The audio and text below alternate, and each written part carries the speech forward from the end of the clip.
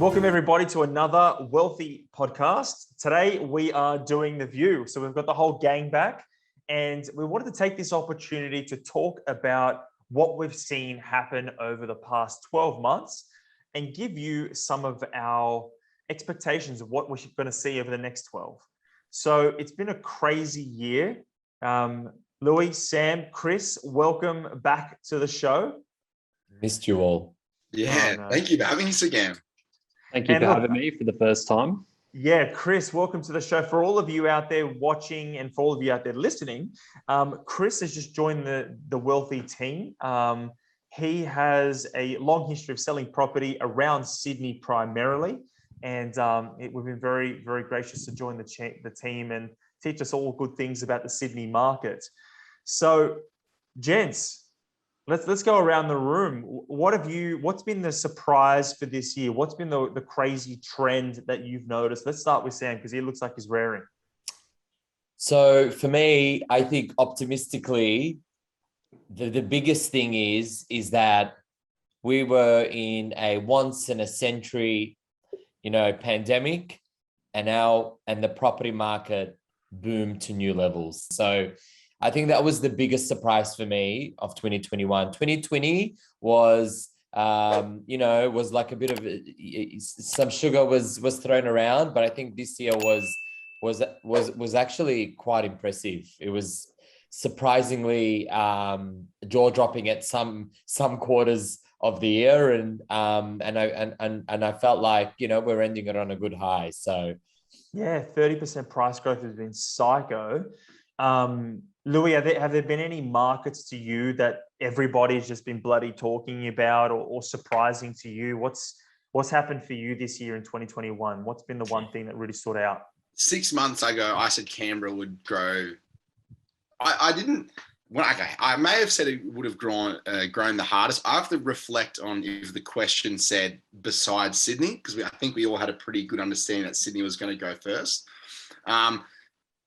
I believe Canberra ran second, but to answer your question, Dom, I think the place that everyone's been speaking about over the past 12 to 24 months and the most, not only probably, the most interest, I would say, is the Brisbane market. And I think that we have some pretty strong opinions of that now too. Yeah, it's been very interesting. We've had a lot of people coming into us. The Brisbane Olympics certainly spiked people's attention for Brisbane. Affordability spiked people's attention for Brisbane. People wanting house and land. Houses have gone astronomically well. Some markets, 50, 60, almost 100% price growth in the space of a year. It's been psycho. So those other markets have been mental. We'll jump on the Brisbane market in a minute, but yeah, it's been interesting to see how much has come out, how much attention's come for that Brisbane market. Chris, what's been your one big learning for 2021? What's the one thing that you've seen or stood out to you that's been a surprise? Yeah, I'd say the biggest surprise for me is, obviously Sydney, like we're all in Sydney, we had the biggest lockdown that we've experienced so far. And I know with the place that I was working at last, we actually thought that, when the lockdown hit, the prices, selling would slow down. And, due to, not many people being able to go to open houses and things like that sales would stop. But actually, especially where I last worked at, we experienced the opposite thing. We found that, more people, because they're working from home, they had more time to sort of look at properties and research the market. So yeah, more sales, prices went up as well. I know that we actually dropped headcount because we thought that sales were, going to slow down. But sales just kept going and kept going. That was the biggest surprise for me. It's just been a crazy market. 2021 standouts for me were regional markets went psycho. A lot of tree change, sea change. I'm living now in Nelson Bay, 3 hours away from Sydney. There's been a lot of that. Every local that I'm talking to is saying new Sydney people are taking over. Houses were the big standout. Brisbane market was certainly on everybody's tongue or everyone's lips. But what do you guys think has been the major sort of underperformer, or where do you see the most opportunity going into next year? What's something that you're paying attention to and thinking, well, 2022, this is where I want to be spending most of my attention, and where the opportunity is going to be in light of all that we know about interest rates and the policy and everything else. And we'll start with Louis this time. What are you thinking is going to happen next year? I'll tell you the opposite, Dom. I think we should stay away from inflated markets. Inflated markets being, you mentioned, probably regional, Brisbane, if I'm really honest. Inflated markets that don't have enough drivers to continue to push them into not only new heights, but just furthering price growth and sustainable price growth. I think the opportunity was there to look at markets that had a huge boom over the past 24 months. Again, regional, sea change towns, seasonal investments, whatnot. I don't think these investments have the ability to keep growing as hard as a true core market like a Sydney, for example. I know we were talking about it, not only this morning and yesterday, that in comparison, you look at Sydney, Western Sydney markets that we've been harping on about over the past 6 to 12 months, that we've been saying a massive price growth. They're going to be, they're real stronghold for international migration, international students, real cultural hubs to see some, once we open our borders back up. And now they're almost falling alongside the same price as second tier markets like Melbourne or Brisbane in the townhouse or apartment space. Yeah, right. So you're saying that one thing you're not going to do is go into these regional centres, and you're going to be moving away from Brisbane? I personally think so. I think they're inflated. I think they're going to come back. We're still going to see them move in probably in the green direction, probably going to still go forward. But I think there's going to be periods of time where, over the last 20 years, Brisbane's average annual growth rate was at 3.5% year on year. Had good years, had bad years, went backward some years, went forward some years, but 3.5%. If you compare that to Sydney or Melbourne, it doesn't really, it can't even take a seat at the table. Whereas over the past 2 quarters, it grew over 21%. To me, that's saying that I think the fear of missing out projected a huge amount of buyers into the Brisbane market. And now I think that the time will come where I think people are paying a price where they'll be able to pay maybe in a year and a half or 2 years' time. That's interesting you say that, because I sat down with Adam Gahar, and he's a very intelligent man, sophisticated investor. He's one of the partners and founders at EG. EG invested in Wealthi.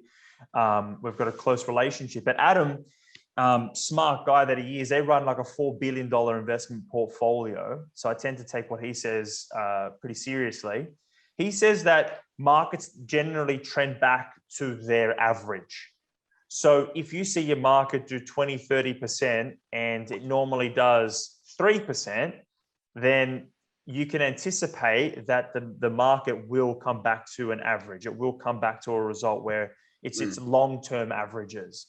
So that is a really good or a valid point. I suppose that's a point that should be taken for the whole of Australia. 100%.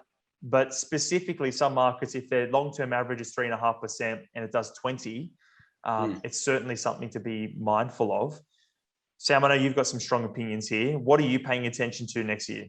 I feel like Brisbane had a really good year. In fact, I know they had their, little apartment boom years ago, but I think if anything, their house and land, category went, astronomical this year. And I feel anything that spikes up that, that quick, I feel like there has to be some correction, some level of, cooling off, because I think that we have to go back to basics, that Melbourne and Sydney are primarily, the biggest 2 hubs when it comes to employment, and, it comes to migration. So I feel like those are the 2 cities where people are still, naturally gravitating towards to. So whilst Brisbane did have a good year, I feel like the safe havens of Melbourne and Sydney will still continuously and grow at a modest rate, without the needing of a surge of an announcement of an Olympics, or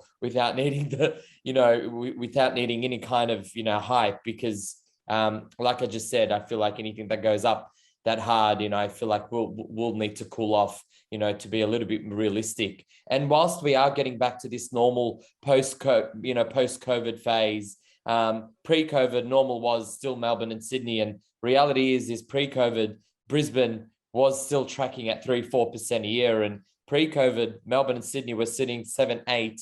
So I feel like everybody just needs to know that whilst we are entering a new phase of post-COVID life, I feel like Melbourne and Sydney are still the two reigning queens of Australia when it comes to primarily residential good investment.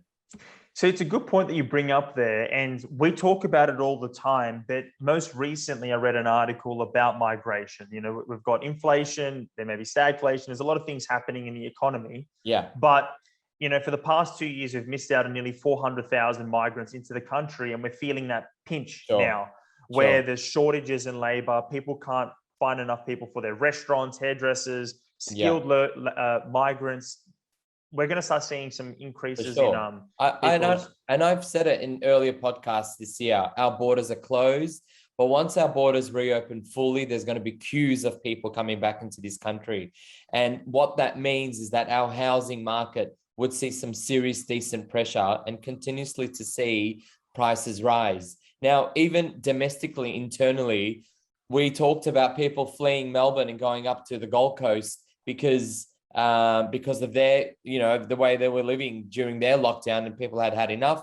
And there was a serious net migration out of Melbourne, and there was a plus, population increase for Brisbane. Yeah, 40,000 people went to Brisbane over the past 12 months. People have moved from Melbourne to Brisbane. The last 3 clients that I've spoken to, ex-Melburnians, are telling me that they are moving back from Brisbane to Melbourne. And I asked them why, and they said, it's just not like Melbourne. Now, I know I've got Melbourne pom-poms. I'm known as the Melbourne guy, but reality of the matter is that, yes, you fled a certain situation, a certain scenario, but we are getting into that post-COVID mindset. And it goes back to what I just said a few minutes ago. Post-COVID mindset is that Melbourne and Sydney are still the 2 cities that people want to live into and people want, to be in. So whether you're an investor or an owner-occupier, it's the truth. Chris, I mean, you've been working in the Sydney market, and you've been a specialist in that St. George sort of basin, southern Sydney, southwest. I mean, we're all in Sydney. We're probably sounding very pro-Sydney at the moment, but we do spend time in Melbourne. We do travel to all the states. And I want to sort of just lay that as a bit of a caveat. But tell us what you think, where the opportunities are in the next sort of 12 months. Like you're a part of this the conversations around the table when we are discussing stock and we're talking about which markets we want to go to, but where is your personal preferences and what are you thinking is exciting to you? Yeah, so I definitely agree with Sam when he says that, Melbourne and Sydney are the queens of, sort of the Australian market. I definitely think that Sydney is the king of the Australian market. I feel like that's always going to be the biggest driver of growth in Australia. Areas, obviously, I've spent a lot of time in St. George, and I think I'm going to be focusing a lot on apartments in Sydney. I think there's a lot of growth to be had there. Obviously, a land component is always great as well.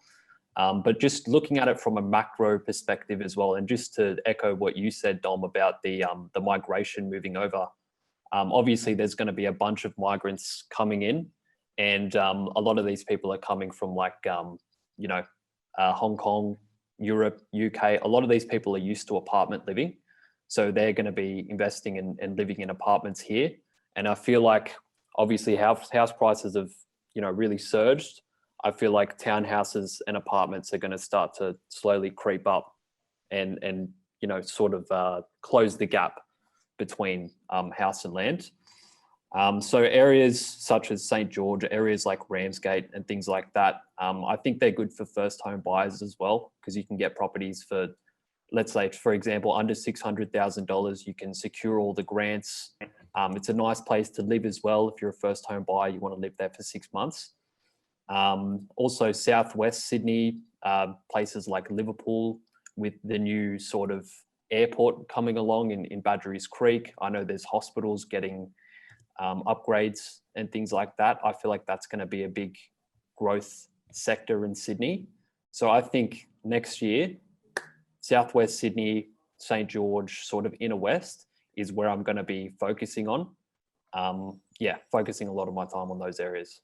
Yeah, it's a good point again, because whatever your political persuasion, Dom Perriott was saying something like he wants to allow for 400,000 migrants to come in per annum. Canada is actually wanting to lead their economic growth by increasing migration by 1%. So a lot of these intelligent countries are saying, well, there's one way to bring in economic development and growth, and it's bringing in more people. And with those people, you get innovation, you get incomes, you get more jobs, or people are filling the job positions.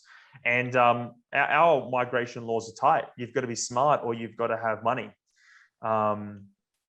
So look, I think that those markers people have, they're not as sexy as some of the things that are closer to the CBD, but buying a $750,000 townhouse close to the airport, you've got Liverpool, you've got the hospital, the universities that have been upgraded, you've got Avenue 15, you've got a lot of apartments there, which we're not really steering towards, but we want to get some of that land content.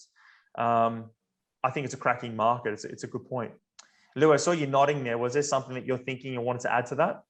No, they're all the markets that were listed just then: Southwest Sydney, Inner West, even just the Southern Sydney markets. They're all cultural hubs of many different countries all over the world. And I was speaking to a friend of mine who's in the process of migrating his family here, and he told me pretty bluntly, we seek affordability, livability, and employment. So, affordable living, a livable lifestyle, and a really good opportunity to be employed. And, that's what Western Sydney is. It's what Western Melbourne is. It's what pockets of the inner north of Melbourne are. It's a livable lifestyle, but at the same time has a great ability to be employed. So, following what you said, Dom, Mr. Perrottet, whatever your political beliefs may be, if he's opening up, is he opening up the borders to see our country experience some serious growth? Well, then inevitably the places that are going to see that growth are going to see housing growth too. So, we've harped on, it sounds like the key winners for us are Sydney and Melbourne markets. We do love land content, but where affordability comes into play, certainly we want to be looking at some apartments and townhouses. I think in the new year, we are going to see a credit crunch in a way. We want to see some early signs of, debt to income ratios getting shorter or smaller, meaning it's going to be harder for people to go and buy additional properties. Interest rates will start to creep up. Again, affordability is going to become a problem.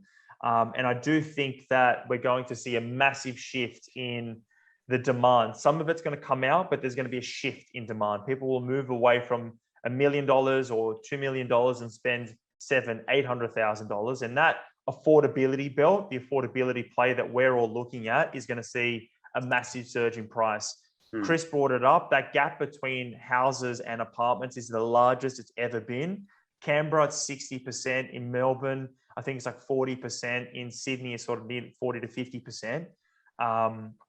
It's going to catch up. And I think that that's a massive opportunity for our investors. Gents, short and sweet today. Any parting thoughts? What's your one takeaway? What's your one thing that you're thinking, or a bit of philosophy or something you want to hand off to all of our viewers, listeners that are out there today? Just jump in when you're ready. Don't listen to the naysayers. Don't listen to the naysayers. What are the naysayers saying? Tell us more. Well, the naysayers said 2 years ago that you're going to go backwards 20%. And if you invested in Brisbane 18 months ago, you saw your house price go more than 30%.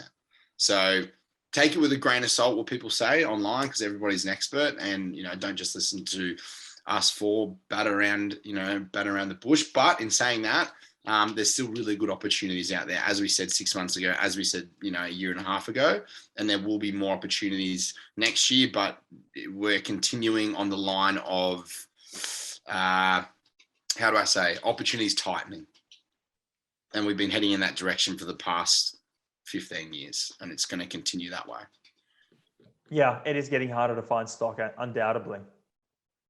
Yeah, I think I'll just leave the listeners with the famous Warren Buffett quote. I'm sure most people know it. Be fearful when others are greedy. Be greedy when others are fearful. Especially in terms of property, because you look at let's take it back to lockdowns, because that's obviously on everyone's minds at the moment. People who invested as soon as COVID started are laughing now. People who invested during the most recent lockdown are happy again. Touch wood, nothing else happens. But yeah, just keep that in mind, just in case something else happens. It's a really good point, because we're seeing a lot of interest go in specific directions, and that irrational buying is causing some massive price surges. And people do need to be careful now. There's a lot of heat in the market. I'm not saying not to buy, but certainly buy very, very carefully. You could have thrown a dart at any part of the map in Sydney or Australia, 12 months ago, and done relatively well. But I don't think you're going to be able to do that going into the new year. Sam, what words of wisdom have you got for us? I think I'm just going to be on the same page as the boys. Is that if this year didn't teach you anything and you are still sitting on the fence, then reality is that you really are a procrastinator, and you really have really missed the boat. But the opportunity still persists, at you, that if you are a keen and an astute investor, whether you're a novice or you're you've got 4 or 5 in your portfolio, there's still opportunity for you to purchase, whether it be this side of the year or the start of next year. There's still some growth, and there's still opportunity out there. Yeah, I like it. I really, really do. All of that comes together with a really good narrative. Don't listen to the naysayers. Do pay attention to the market, because the best deals are behind us, but there are some really good deals ahead. And make sure that if you're swimming in a crowd of people, maybe ask the question, where the hell are we all going to? And is there a better direction that we should be going? So, gents, thank you very much for your time today. It's really good having you on the show and having a bit of a spin around the board and sort of chat about the market. We'll pick this back up next year to qualify a lot of the information that we've been putting out to the market. For all of you out there, if you have a different point of view, let us know. If you have questions for any of the panelists, we'd be keen to see them in the comments below. And if you haven't already liked or subscribed on Apple Podcasts or one of the many mediums, please do. It helps us out a lot. We appreciate your attention, your love, and your care. And we'll see you at the next episode.